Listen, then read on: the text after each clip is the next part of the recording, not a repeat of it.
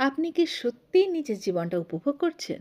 নাকি অন্যের জীবন স্ক্রল করতে করতেই আপনার জীবন কেটে যাচ্ছে? সকালে ঘুম থেকে উঠে ফোন, রাত্রে ঘুমানোর আগে অবধি ফোন, মাঝখানে হাজারো নোটিফিকেশন। একবারও ভেবে দেখেছেন সোশ্যাল মিডিয়া আপনার জীবনকে কতটা বদলে দিয়েছে?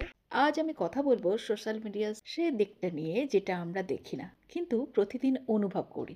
এই ভিডিওটা শেষ অবধি দেখতে থাকুন, হয়তো নিজের মধ্যেই কিছু পরিবর্তন টের পাবেন। ডোপামিনের ফাঁদ।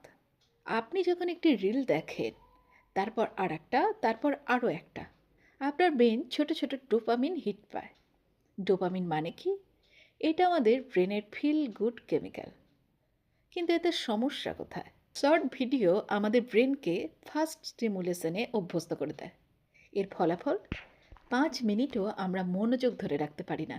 পড়াশোনা বা কাজ বিরক্তিকর লাগে, ধৈর্য কমে যায়, আর বাস্তব জীবন খুব ধীর মনে হয়। সোশ্যাল মিডিয়ায় আমরা মানুষের হাইলাইটেড জিনিস দেখি, কিন্তু ফোনের পিছনে কি হচ্ছে তা দেখি না। কেউ বিদেশে ঘুরছে, কেউ সাকসেস সেলিব্রেট করছে, কেউ পারফেক্ট রিলেশনশিপ দেখাচ্ছে। ধীরে ধীরে আমাদের মাথায় একটা প্রশ্ন আসে, ওর জীবন এত সুন্দর, আমারটা নয় কেন? এই তুলনায় আমাদের চুপচাপ ধ্বংস করে দেয় আত্মবিশ্বাস, আত্মসম্মান, মানসিক শান্তি। কখন যে নিজের জীবন থেকে চলে যায় আপনি বুঝতে পারবেন, আর নিজের জীবনটা খুব ছোট্ট মনে হতে শুরু করে। ওভার থিঙ্কিং এবং অ্যাংজাইটি। রাত্রে ঘুমোতে যাওয়ার আগে আপনি শেষ কী করেন? Phone scroll.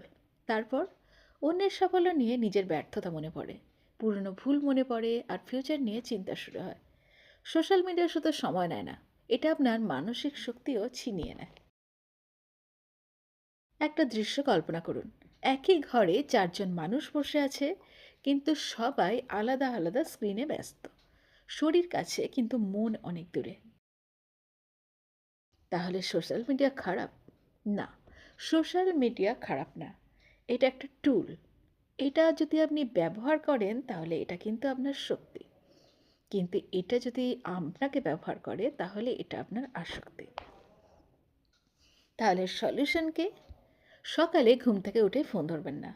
রাতের 30 মিনিট আগে স্ক্রিন বন্ধ করুন। সপ্তাহে একদিন ডিজিটাল ডিটক্স ডে রাখুন। যাদের দেখে আপনি খারাপ অনুভব করেন তাদের আনফলো করুন। বাস্তব জীবনে নতুন স্কিল বা হবি শুরু করুন। আপনার ব্রেনকে আবার স্লো লাইফে অভ্যস্ত হতে দিন। মনে রাখবেন, সোশ্যাল মিডিয়ায় সবাই সুখী দেখায়, কিন্তু কেউই পুরোপুরি সুখী নয়। আপনার জীবন কারো হাইলাইট রিল নয়, এটা একটা বাস্তব গল্প। সেই গল্পটা আপনি নিজে না হয় লিখুন। স্ক্রল কমান, নিজেকে সময় দিন, বাস্তব জীবনটাকে আবার অনুভব করুন। যদি ভিডিওটা ভালো লাগে তাহলে লাইক দিন, শেয়ার করুন, আর কমেন্টে লিখুন আপনি কি সোশ্যাল মিডিয়ার আসক্তি থেকে বের হতে চান। আমি আপনার পাশে আছি।